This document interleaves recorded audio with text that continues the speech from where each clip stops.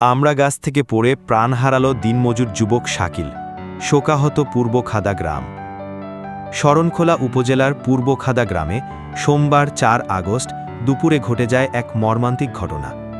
আমড়া গাছে উঠেছিলেন শাকিল তালুকদার নামে টগবগে এক যুবক। হঠাৎ করে পা ফসকে নিচে পড়ে যান তিনি। স্থানীয়রা গুরুতর আহত অবস্থায় তাকে উদ্ধার করে শরণখোলা স্বাস্থ্য কমপ্লেক্সে নিয়ে গেলে কর্তব্যরত চিকিৎসক তাকে মৃত ঘোষণা করেন। প্রয়াত শাকিল একজন দিনমজুর ছিলেন। ভদ্র ও পরিশ্রমী এই ছেলেটির অকাল মৃত্যুতে পুরো এলাকা শোকস্তব্ধ। পরিবার, স্বজন এবং এলাকাবাসীর কান্নায় ভারী হয়ে উঠেছে পূর্বখাদা গ্রাম। এমন অনাকাঙ্ক্ষিত মৃত্যুতে সবার মনে নেমে এসেছে গভীর শোক ও বিষাদের ছায়া।